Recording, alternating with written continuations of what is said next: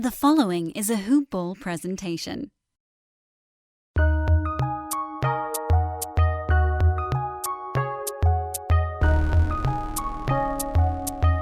Welcome to the Fantasy NBA Today podcast.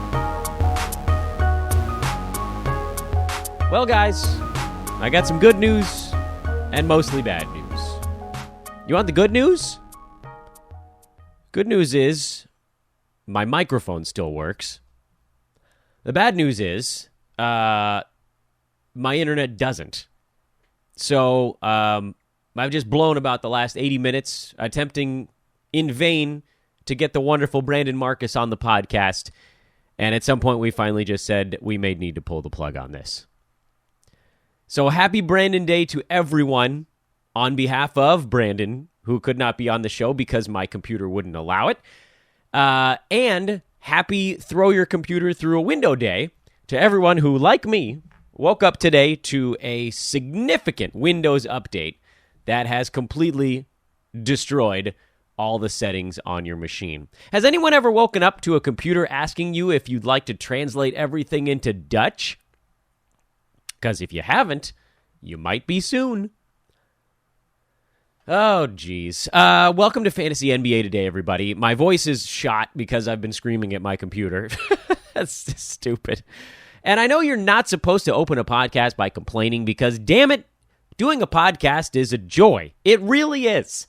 The annoying part is when something tries to keep you from doing said show. So thank you to Brandon for sitting around for a full hour while normally we'd be recording the podcast, and instead he just had to listen to me rant and rave into my computer. And hello to everybody out there in listener land. There are many of you that are listening actually this week for the first time, and this is what you're subject to on Wednesday. So hopefully you guys can laugh at my pain.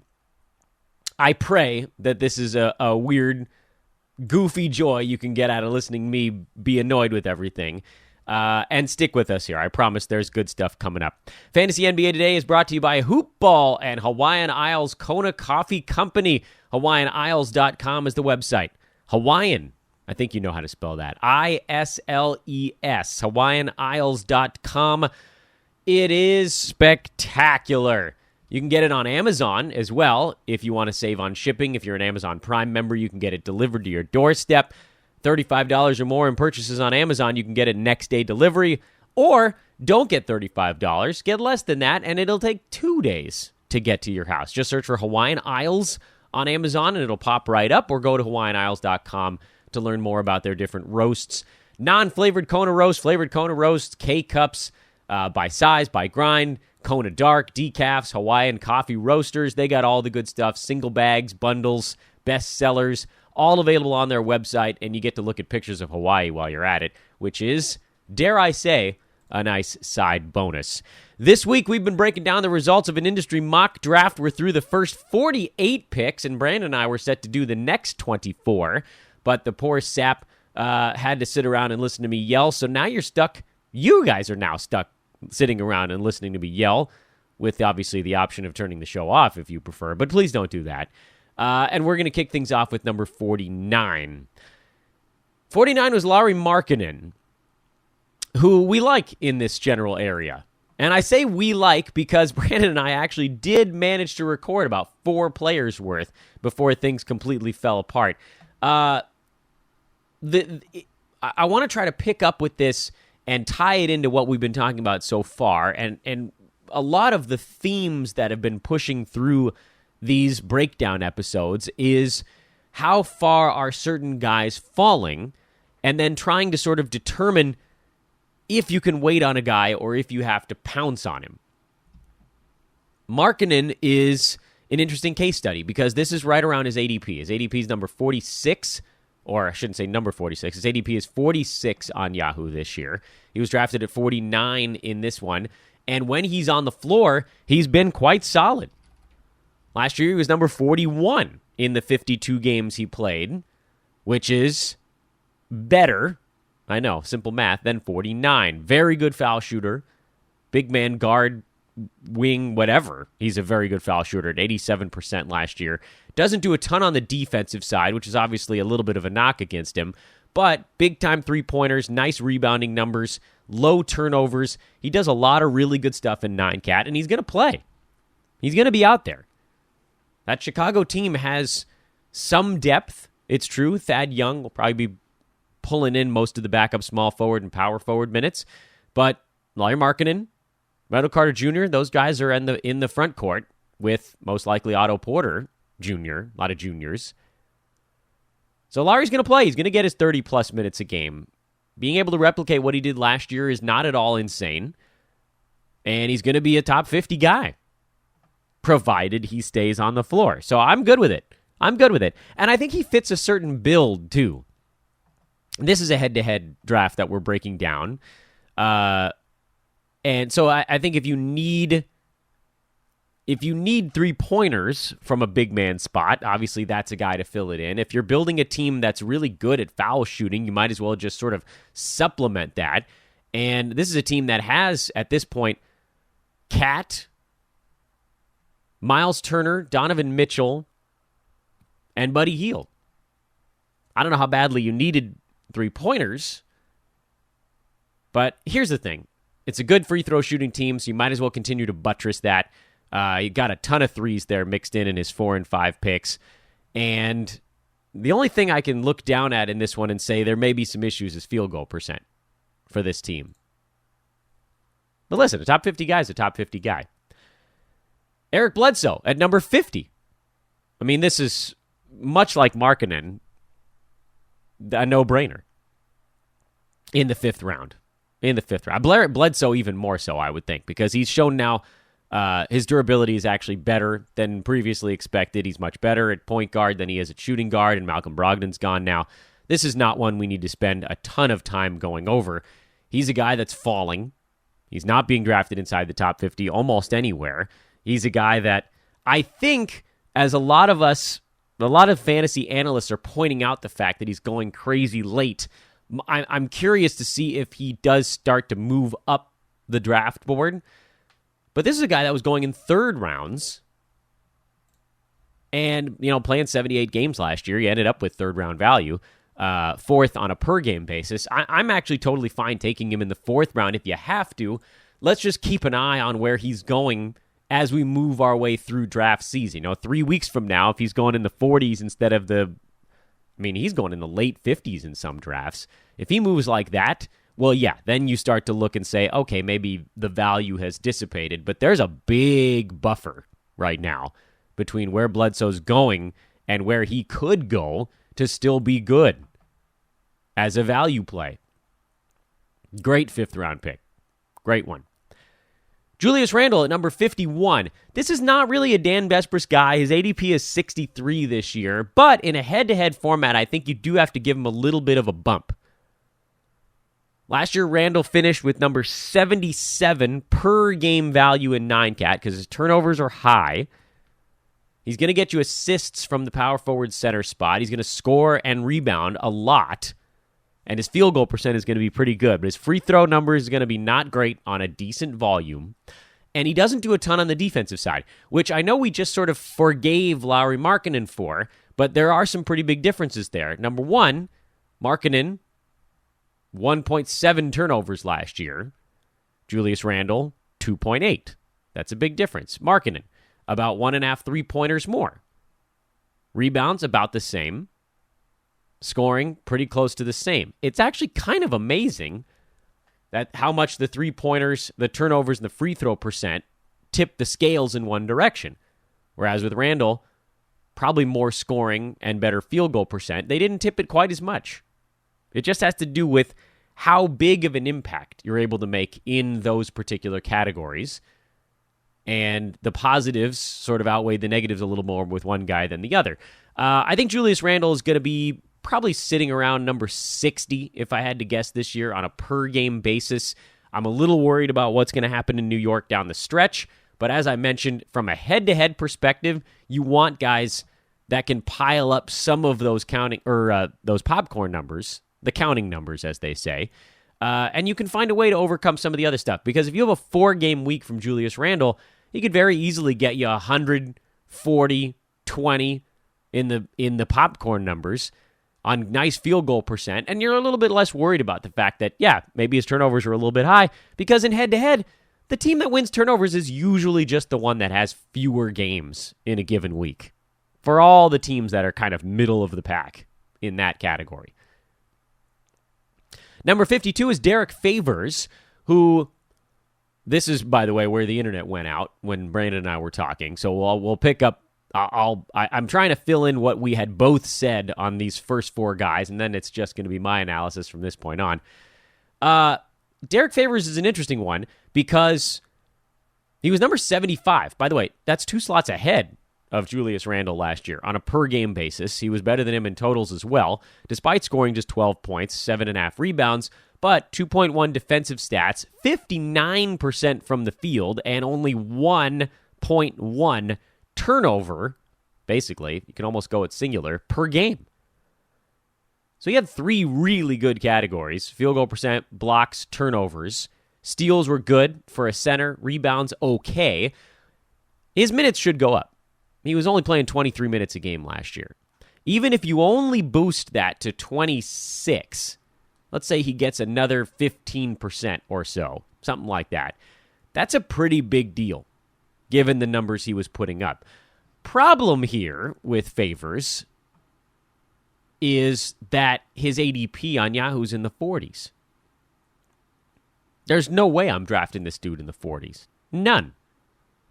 I know that if you look at what he did early on in his career, before all of the knee problems, and by the way, he did play 77 and 76 games each of the last 2 years, but his minutes have been dramatically decreased in those games. When he was playing 30 minutes a game, he was at 16 and 8 with almost 3 defensive stats per game. That was a top 30, 35 guy. He took more shots, higher volume. Free throw percent has always been in that 66 to 69 range. That number's not changing. I don't think he's going to play 30 minutes a game. I don't think that he has it in his body to play 30 minutes a game. So the days of top 35 Derek Favors are probably done. The days of top 60, top 50 Derek Favors, those are still within reach because it's much easier to move from 75 to 65 than it is from 45 to 35. The guys are just bunched closer together. It takes almost nothing. Derek Favors could score about 1.5 points more per game, and he could jump 10 spots at this point in the rankings. It really takes very little. So I think that's quite attainable. 15% bump in everything would be a pretty good positive for him. And I love him if he falls into the 50s. He just hasn't been outside of this draft. He fell into the 50s. And then some of the other ones we broke down, he was going in the 70s and 80s because that was before Yahoo put out their numbers. This is another one I'm very curious on. If he starts to fall a little bit, I would absolutely take him as a number 2 center in the 50s. You'd have great centers. But there are a lot of them right now. If you miss out on Derek Favors, look into the 60s, and there's a bunch more. And we'll get there. Victor Oladipo went at 53. I'm not touching him because he's not expected back until December, and that's if everything stays on target. And then there's going to be adjustment time. Yes, in a head-to-head league, you can say, well, you just stay afloat for 2 months, and then you get a potential second or third round guy midway through your year. That's great, but if you're losing 30 games, if he misses 30 games to start the year, there's no way on a totals basis he can get to where he needs to be, and you're paying a 5th-round pick, which is, then there are other guys I see on the board coming up here in the next 15 spots that I think could be third-round values without having to stash for 2 months. So this is too early for me on Oladipo. I can't do it yet. Zach LaVine at 54, I'm fine with that one. He was, where was he? He was in the 60s, I believe. Yeah, 63 last year. Sat out a bunch of games. I think Chicago tries to make the playoffs. His numbers don't really have too many places to go but down. That's the only problem I see with him, is that he did a lot of the heavy lifting last year, and when everybody was on the floor together, he still got a lot of late shots, but he became a little bit more volume-y and a little bit less fun stat-y. I love him in certain formats more than others. I think he'll be better next to Tomas Satoransky as opposed to Chris Dunn, who was trying to orchestrate Sato can play a little bit better off the ball. This is fine for Levine. Maybe a little earlier than I'd go on him, but yeah, I mean, at this point, you're sort of whatever. Chris Middleton at 55, totally fine with that one as well. Similar year. He and Zach LaVine were actually 63 and 64 in per-game value last season. Difference, of course, Middleton played 14 additional games. Better rebounder than LaVine. Didn't block as many shots.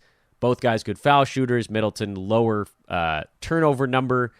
Both guys okay in field goal percent. Middleton had a really weird stretch where his field goal number bottomed out midway through last year. I have no problem with either of these guys going in the 50s. If they fall, I take them. If they don't, I probably pass.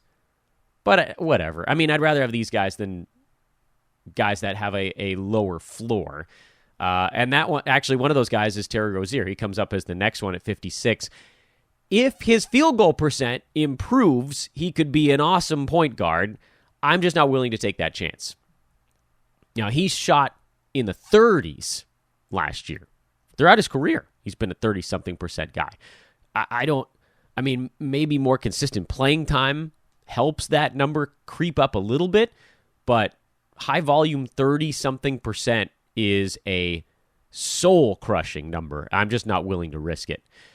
Danilo Gallinari at 57, he's a dangerous man to own in a head-to-head league, but at this point, I'm willing to take the risk because Gallo was freaking awesome last year. He was number 28 on a per-game basis, played basically what's been, at least his more recent career, a high of 68 games, and he's going to a team that's going to need him to score a whole bunch in OKC.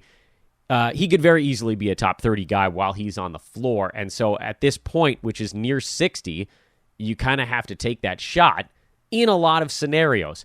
In this particular scenario, I'm not sure that I would, only because the next guy on the board is Tobias Harris, who was number 35 last year and played in all 82 games. So those extra 14 games over Gallo, they were separated by 7 slots on a per-game basis, so Gallo was the more valuable player when he was on the floor. That high-volume free throw number is just outstanding.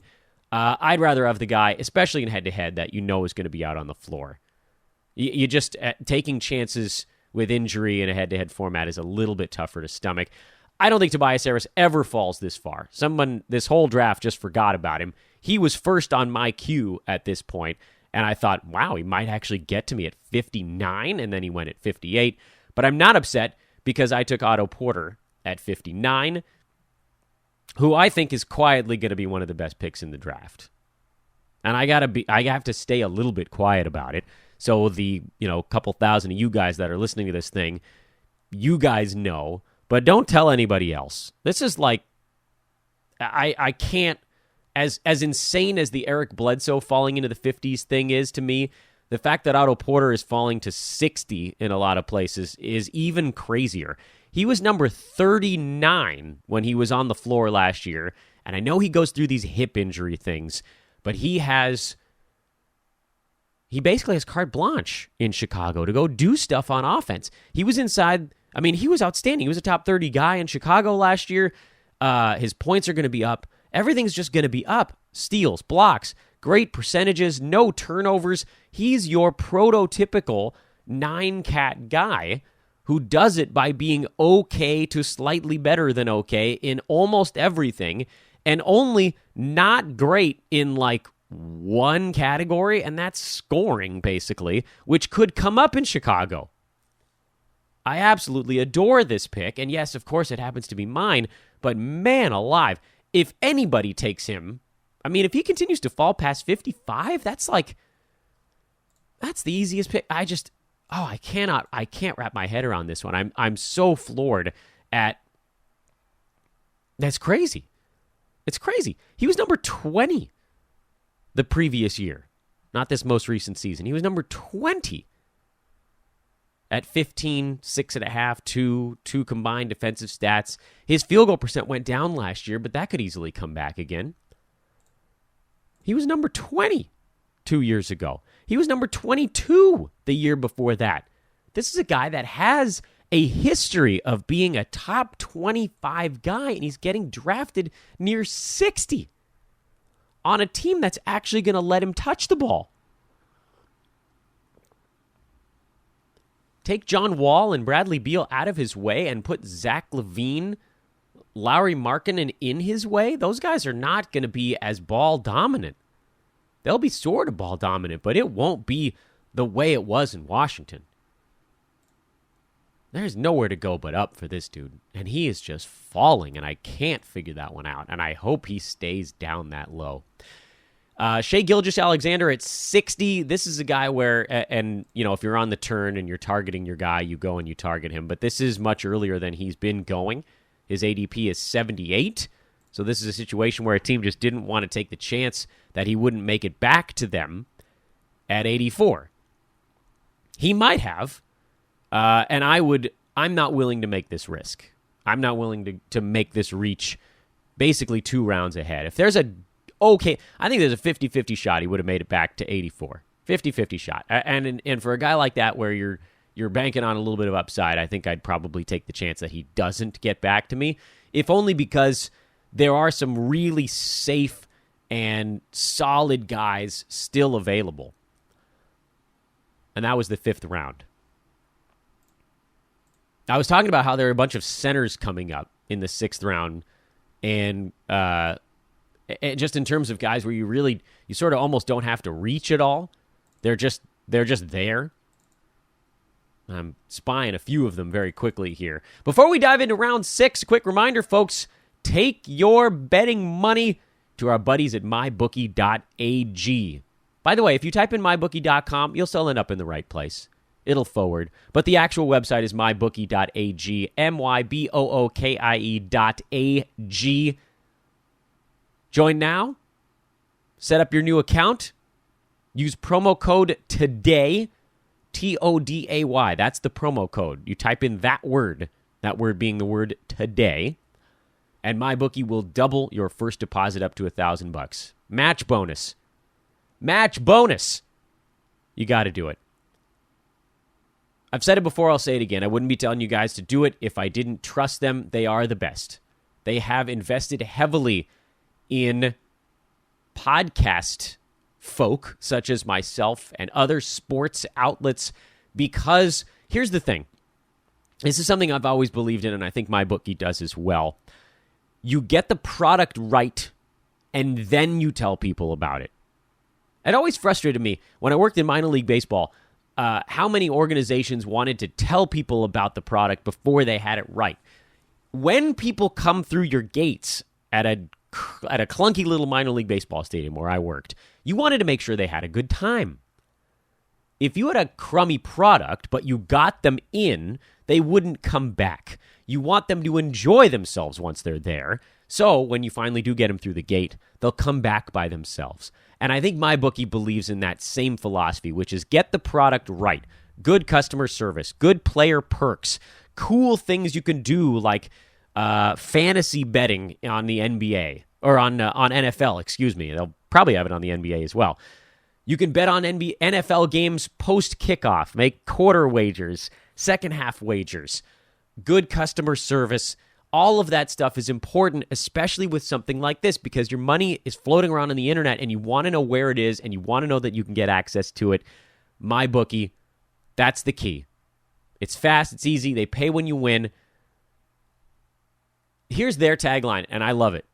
And I'll say it at the end here. Where you're betting is just important as who you're betting on. You want to trust that after you make that winning wager, the place you are betting has your back. They do. MyBookie.ag. Use promo code today. Get that match deposit doubled. Get that deposit matched bonus. I can get this right. MyBookie. Digging it. Round 6. Here's why I'm not reaching, even on the turn. You can reach a little bit on the turn because you got to get your guy. They're not getting back to you. But this same team takes Brook Lopez at 61. Absolutely. Big fan. You guys may have forgotten, but Brook Lopez was number 41 last year. Excuse me, I think he was actually better than that. Am I looking at the wrong stat? Yeah, 32 last year. He scored 12 points per game. and he was number 32. These are the guys to me that, and this is why it's so easy to win when you don't care that much about points, because there's incredible value in other categories. Brook Lopez, 1 turnover a game, 84% at the foul line, 54% from the field despite making 2.3 threes a game, 2.8 combined defensive stats, including 2.2 of those in the blocks department. He had a brilliant year. He's on the same team with the same personnel around him. There's no reason to think that this changes almost at all. What's the worst case scenario? He drops by a round? Easy pick at 61. Love it. I took DeMar DeRozan at 62, and I'm not happy about it. And I have no reason to be unhappy about it because he's literally number 44 every single year. He's just not at all the kind of guy I usually draft. And that's a stupid reason because he had a good season last year. He averaged 21, 6, and 6 with 1.1 steals, half a block. He got half a block a game last year. 48% from the field because he abandoned the three-pointer. 83% at the foul line on high volume. He's actually usually a little bit better than that, but that's always a thing that helps with him. Like, there's no reason to be upset with getting DeMar DeRozan at 62. You know he's going to be around better than that. He's just boring. He's a boring guy that, I love boring guys. He's a boring guy that's so boring that he's even boring to me. But as I look down the list of guys behind DeMar DeRozan, I don't know that there's anybody else I would have taken here. Maybe 1, 2 guys over the next couple rounds. I think, well, yeah, maybe that would have been a little bit more interesting. And he's falling. He's falling too. Nobody wants these guys. They're just snooze fests. This is pretty low for him, though. DeRozan's generally going in the late 40s, 50s, but I think this is an indicator that he will fall. I mean, this is an industry mock. These are industry pros. These are the best of the best of the best, and they're going to be influencing what other people do. Talked about this extensively on Monday's podcast, if you want to go back and give that one a listen. These are the trendsetters of the fantasy landscape. I'm not giving any names out because I know that this is being broken down in other formats at other locations as well, and so I don't want to give anything away on that front. But suffice it to say that these are some incredibly sharp human beings who are going to be giving their takes out on all of these guys, and that's going to influence where people get drafted. So if everybody's saying DeMar DeRozan, he's boring, he'll fall. Jamal Murray at 63. I'm fine with this one. My fear with Jamal was that he would end up going super early. He was number 79 last year because his field goal percent cratered. If that comes back, he could climb pretty fast. Not a guy that I'm drafting in many formats, but I have no problem with it. This is not going to be far, most likely, from where he ends up. I think last year was about as bad as we're going to get for him on the field goal percent thing. So even a small step forward, and he'll be somewhere in the 60s. Thomas Bryant at 64. I'm good with this. I'm good with that one. He's a guy that's going pretty early in a lot of drafts. And I think this was a situation, too, where you saw pros all trying to milk whatever they could get out of him. He's been going in the mid-50s. And so everybody was like, I wonder how far I can let this dude drop. I wonder how far I can let this dude drop. This is why, by the way, I love analyzing different types of mocks, industry mocks, regular Joe mocks, blends between the two. Really cool to see where these guys fall. Like even in an industry mock, I think you're seeing a lot of folks just seeing how far they can let a guy go before he has to get snatched up. And in the 60s, 6th round for Thomas Bryant, I'm okay with that. 5th round, I'd lean another way. But not by much. It depends what part of that 5th round. Karis LeVert at 65. I'm lower on Karis than other folks are, mostly because he was not good in either percentage category. And you guys know I care more about percents than the average bear, which goes against the grain a little bit in a head-to-head format. Head-to-head, a lot of teams just sort of ignore percentages and assume that they will even out, and a lot of times they do. As I was saying with turnovers, percents are kind of the same thing. Slightly different way of getting there. In head-to-head, punting turnovers is a pretty reasonable thing to do. I don't punt very often, but if you were gonna head-to-head, punting turnovers makes a ton of sense. Because as I mentioned, there's going to be one or two teams that are awful at turnovers, one or two teams that are really good, and then 8 to 10 teams that are kind of in the middle of the pack, all mushed up together. And the team that, as I said earlier in this show, the team that wins turnovers when those teams battle every week is probably the one with fewer games, with a couple minor exceptions. You can be a team that punts turnovers, and you can still happen upon a weekly win if you have a low games total week. So that's not really my main concern. And certainly last year for LeVert, he only had 1.7 turnovers, so that wasn't really his thing. The other category worth discussing here, the two percentages.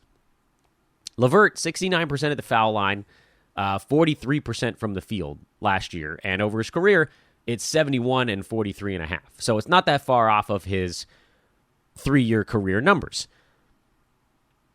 The popcorn stuff could be really good. He's going to play a lot. He's going to be behind Kyrie in the pecking order. But, we got off to a really nice start last year. You look at some of the popcorn numbers at the beginning of last season, and LeVert looked like he was ready to bust loose. 27, 28 points his first 2 games of the year. Actually made some free throws in those games, hit his shots in those games. He was shooting, by the way, about 65 to 70% after 3 games last season. You knew that wasn't going to hold. But that's a number that maybe it comes up a little bit. If that number comes up, things change dramatically for him. He's going to get you some steals. Not going to block many shots. That's okay. That's not what you're expecting out of him. 1.3 steals if he plays more minutes this season is within reach. 16, 4.5 and 4.5, 16, 5 and 4, something like that. That's a pretty good set of numbers. But for me, to get him into that next group up, which is where he's getting drafted now, his ADP, by the way, is 89, so I don't know that he needed to go this early regardless. He needs to fix completely one of his 2 percentages, and the field goal percent is closer, because we've actually seen him do it for stretches, than the free throw percent. This is too early for me on him. I think he would have fallen to this same team if they waited till pick 80, but they didn't want to, because we're getting so close now to no man's land where you sort of go get your guy. Josh Richardson at 66. He's going, and I said this last week when we broke down a draft where he went in a similar spot. I thought he would go later. His ADP is 71. He's getting drafted really close to that. I think that's where he ends up this year. Now, he was in that range last season where he was the man in Miami. He was number 70. He's not going to shoot very much this season. He's going to be getting his 3-pointers sort of in between everything else. What we need out of Josh is for his defensive stats to come back up. From 1.6 combined, we need it over 2. Because there's the assists, the rebounds, the points, all of that stuff is probably going to stay or come down. 3-pointers probably holds. Number of foul shots probably comes down. And he's a fourth scoring option on that team. He was number 1 on his team last year. I mean, unless you include Dion Waiters. If the defensive stats come back, then we're in business. And I thought that they would a little bit. I also thought he would get drafted in the 80s. So imagine my surprise when he's going around to a round and a half earlier than that. I'm not willing to spend on Josh Richardson. I thought he would be a value, and he just hasn't turned out to be. You're taking him where he probably ends up.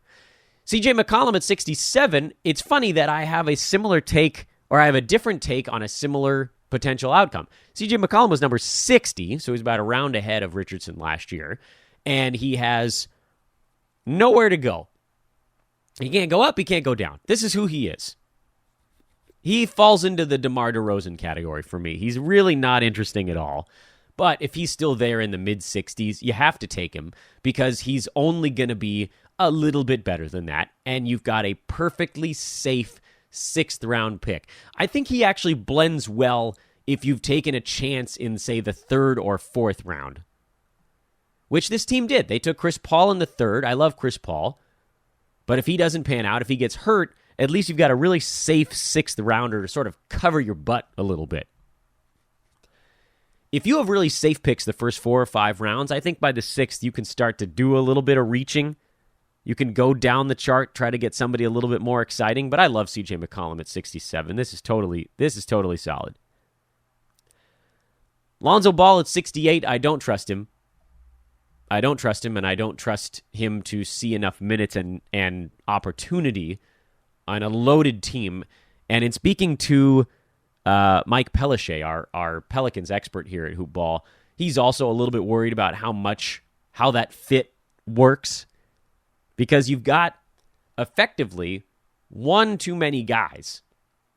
If Drew Holiday starts at 2, that makes Lonzo the 1, and that pushes J.J. Redick to the bench, which doesn't make a whole lot of sense because you want him around the guys that can help create for him. If you start Drew Holiday at the 1, J.J. Redick starts at the 2, and Lonzo's coming off the bench, which might be good when he's on the floor, but it also will dip into his minutes. And then they've also got Brandon Ingram to mix in. He'll be playing mostly the 3, I would think. You can't go bigger than that. Does he play any 2? You've got Zion to figure out. You've got Derek Favors to figure out. I'm a little bit worried about what it all... And for Lonzo, the injury thing is real at this point until he proves otherwise. So this one scares me. This one scares me a little bit. Wendell Carter Jr. at 69. As a pick, I like it. As a spot, I wish it could have been 1 round later. His ADP has been 82. I think he probably would have made it back at the next spot. But again, you're basically at no man's land here. So you take the guy that you think has the lowest chance to make it back to you. More so at this part, whereas in the earlier rounds, you're taking the guy that you think has fallen too far. Such guys don't really exist once you get past 75. Guys just aren't really falling at that point. You're just taking the guy. You pick your guy, you take him, because in your mind, you're like, he has the area to move. Jonathan Isaac at 70, sort of a similar situation. Would he have made it back at the next one? Maybe, but if this is your guy, you go and you get him. I'm probably higher on Wendell than I am on Isaac this year, if I had to pick between the two. Domantas Sabonis at 71. This is a safe pick, but not an exciting one. I think I'd go with a little bit more upside if possible, and I think these next couple of guys are some of my favorites, although we're not going to talk about both of them today, I don't think. Malcolm Brogdon at 72. Really like this pick. He's going to have a lot of opportunity, especially at the beginning of the year in Indiana. His ADP is 67, so you're getting him a little bit past where he's been going. And you guys know, if I'm going to complain about guys that have bad percentages, I got to lavish praise on those that don't. Malcolm Brogdon was a 50, 40, 90 guy last year, which is amazing. He doesn't do much defensively, which is a kick to the groin. But again, we're now at the end of the 6th round. We're in the 70s. Guys are not going to be good at every category at this point in your draft. Brogdon's going to get, I think, more than his 11.5 shots per game that he took with Milwaukee last year, because the guys he's behind in Indiana are just not as prolific. Brook Lopez probably taking about as many shots as Miles Turner. But Giannis and Chris Middleton demand way more volume than whoever the hell he's playing with. Jeremy Lamb, TJ Warren, Domantas Sabonis. And then when Oladipo comes back, yeah, you get pushed down the pecking order a little bit, but this could be a really nice season for him. I think he's going to be asked to do a little bit more in terms of ball handling, so the assists should come up. Really, I'm a fan of this one. I'm a fan of this pick. And he's not exciting. He was number 67 last year, so the ADP matches the end result. But again, if you see his minutes go from 28.5 to 30, or 30.5, just call it a 10% bump, even if his per minute doesn't change at all. 10% gets him to 17 points, 5 rebounds, 3.5 assists. That's a round. That's a round of value. And, heaven help us, if the per minute stuff comes up, if the assists come up, you're talking about a guy that could jump 2 rounds over that. Quick recap of the 2 rounds we covered during today's podcast. My favorites generally, again, are the guys getting passed over. Because I think people in their mind look at a guy and say, yeah, but, with a lot of these guys. Who are the yeah, but guys for people drafting? Bledsoe. Yeah, but he wasn't as good last year. Tobias Harris. Yeah, but they brought in Al Horford or something. Yeah, Otto Porter. Yeah, but he didn't play all of his games.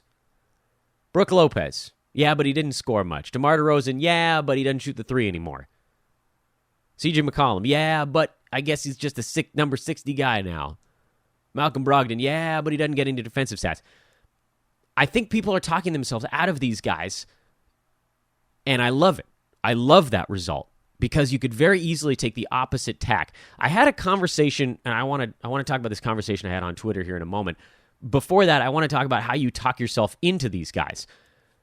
Fantasy drafting is all about whether you talk yourself into or out of a player. These same guys, you could make very boring arguments to talk yourself into them. Eric Bledsoe. Let's start with him. There's a lot of yeah, but going on. Yeah, but he wasn't the top 30 guy that we were hoping for last year. He was number 43. Let me talk you into him. He was number 43. He was far superior when he was playing point guard, meaning when Malcolm Brogdon was hurt, than he was at shooting guard. He's a little bit streaky. His free throw percent was lower than his career mark and should regress positively. Very good field goal percent for a point guard. High steals number for a point guard. Blocks half a shot a game. And the other stuff should very easily stay close to what it was. Last year was almost a bottoming out point for him, and he was still number 43. If you're getting this guy at 50, sure, you look at it and you're like, yeah, but he was number 43 last year. That's only 7 slots lower. You got to look at what could improve. What if the assists go from 5.5 to 6? What if he takes 1 extra shot per game? What if the free throw percent regresses back up to 77 or 78? That's enough to get him from 43 to high 30s. Easy. These are the things you need to talk yourself into or out of as you're working on your fantasy draft. Now, quickly, before we wrap things up, we'll keep this pod a tiny bit shorter today, maybe by 5 minutes or so. I was having a conversation with someone on Twitter yesterday, and I thought it was really interesting because it was well thought out, reasonable, and contained within the the usual really low character count that they allow. And that was, I believe that it was on this topic.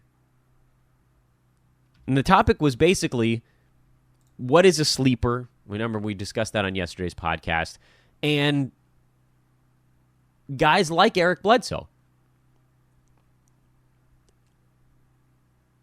And this person that I was speaking with said, I've been burned too many times on high upside guys.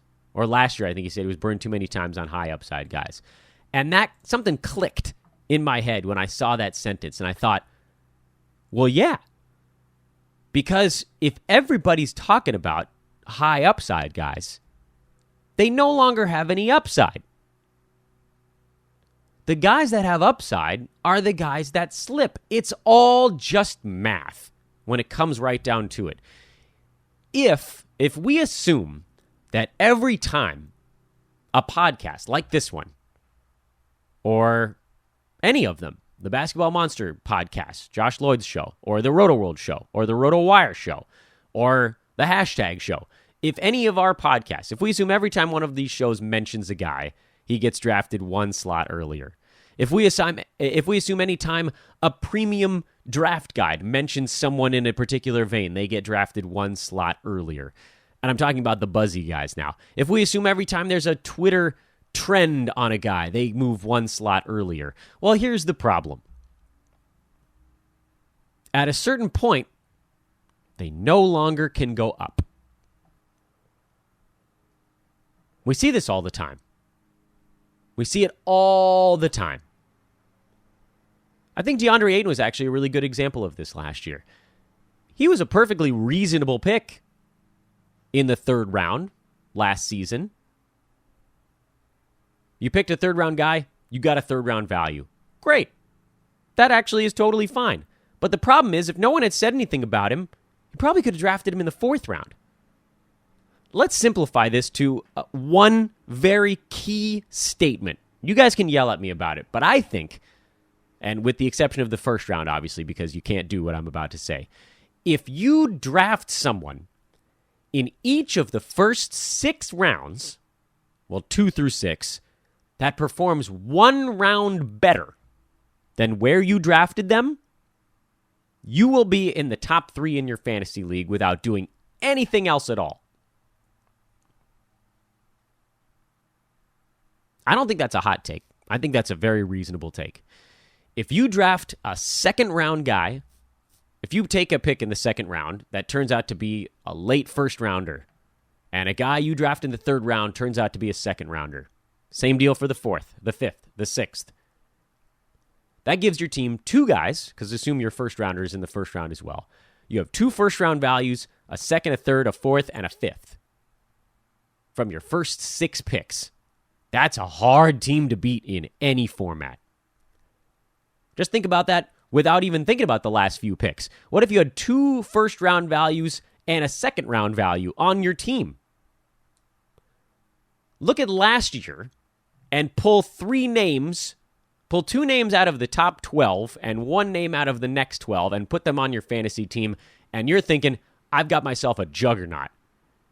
2 names in the top 12. What if you had Giannis and Vooch? I'm trying to pick the lamest ones I can think of here. I mean, let's not talk about end of the first round. That's if you had 2 guys at the end of the first round, it's sort of a different bird. What if you had 11, 12, and 13? Vooch, Lillard, and Jokic on your team last year. Wouldn't people look at your team and think, holy bleep, Jokic, Lillard, and Vooch? And that's not even considering the fact that now your 4th round pick is a 3rd round value. So let's say in the 4th round last year, you got Mike Conley. He's a 3rd round value last year. So now you got Lillard, Conley, Vooch, and Jokic in your first 4 picks? That sounds crazy, right? What if in the 5th round you ended up with a 4th round value? Let's say you got, oh geez, who fits into that mold? Who got drafted in the 5th round that ended up in the 4th last year? I actually don't see anybody. Brook Lopez, who you probably drafted in the 6th or 7th, and he was a 4th round value last year, or better. This is all you have to do. Because as I say these names, your first 5 players last year were Vooch, Lillard, Jokic. Who the hell did I say after that? Mike Conley, and let's say Tobias Harris. That's your first 5 guys last year. If I just told you you had those 5 guys on your team, you'd say there's no effing way that I could accumulate those on draft day. But you'd be wrong. All you have to do is get a guy at least 1 round better. Now, Vooch was a bad example because he was often drafted in the 5th round. I'm saying you're taking him in the 2nd round in this scenario. Right?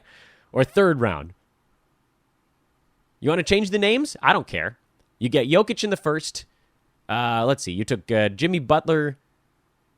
It doesn't matter. We don't actually need an example that we built exactly off of last year. Kyrie Irving. Kawhi Leonard. A lot of these guys were drafted in the 2nd round. All I'm saying is look at the results from last year. Pick any 2 guys from the 1st round, 1 from the 2nd and 1 from the 3rd. And let's say you could end up with those 4 guys on draft day. Wouldn't you feel pretty good about it? That's all we're trying to do.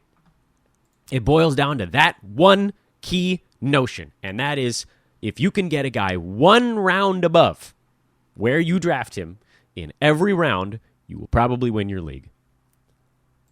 And I think most people overlook that because everybody's trying to shoot the moon. They get 1 guy in the 6th round that turns out to be a 3rd round value, and they are pleased as punch. But in between there, they've got a 4th, a 5th, a 7th round pick that all stink. It's not worth it. I can promise you this. It's just as good. Maybe this is a good way to think of it, actually. If your 4th becomes a 3rd, and your 5th becomes a 4th, and your sixth becomes a fifth. Then you have a third, a fourth, and a fifth from those three departments. But if you swing for the fences in all three of those categories, and your fourth becomes a seventh, and your fifth becomes an eighth, and your sixth becomes a third, well, then you have a third, a seventh, and an eighth instead of a third, a fourth, and a fifth. Sure, you may have hit. Your seventh round pick might be better in that second example than in your first, but the amalgam of all of those picks is worse. And that's where we'll put a pin in this discussion. Until tomorrow, assuming the internet works, we'll be talking to Coach about Team USA's defeat. The World Cup, the FIBA champs, they are not, as they head back stateside and the tournament continues. We'll also be talking about his next episode of DFS Today with Micah Patria. That's coming up on tomorrow's episode of Fantasy NBA Today. And we'll talk to Adrian to round out the week on Friday. Again, this is all assuming that the stupid internet works. Damn it. Please do send me a note if you'd like to join our Hoopball League. Still getting a bunch of requests every day at Dan Besbris, DanBesbris. If you want to hit me up on Twitter and get in a Hoopball League, that's one way to do it. Again, Dan, that's an easy first name. Last name, Besbris, that's Bravo. E-S as in Sam. Bravo again, R-I-S as in Sam. Shoot me a note. I'll get you placed. We've got Roto head-to-head, $50 and free leagues. If you don't have Twitter, post in the Hoopball forums, hoop-ball.com. Click on the forums tab. Just start a thread. It says, hey, Dan, I want to be in a league. I'll find it. I see all of those every day. I monitor every thread that comes through Hoopball. I can get you added to leagues that way as well. We have 12 leagues open right now, and every time one fills up and another person says, I want to join, we will open up number 13. So don't worry. Slow drafts on those will start in about 3 weeks. So you still have a little bit of time, but obviously the sooner the better, because if we get really close to that cutoff and all the leagues are at 12 teams and 2 people ask to join, yeah, we'll probably have to say that's a no-go. So the sooner the better on all of that stuff. Again, at Dan Besbris. Check out all of our other podcasts. DFS Today, new episode coming out tomorrow. And this one, of course, if you're okay with the fact that I rant and rave about my busted internet, please do drop a 5-star review on the show. This is that time of year where we really need you guys, especially the folks that are tuning in for the first time. Subscribe to the show. That helps push it up the iTunes leaderboard. Rate and review the show. That helps push it up the leaderboard as well. That's how more people can find us. We can do more things as we gain more advertisers and listeners, and that's how we keep this thing free forever. Thank you in advance to all of you that do. I am Dan Besbris.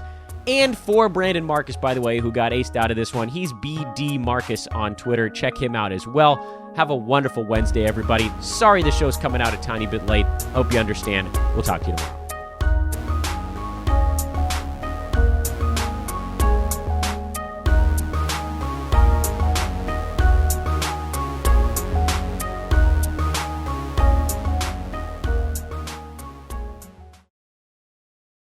This has been a Hoop Ball presentation.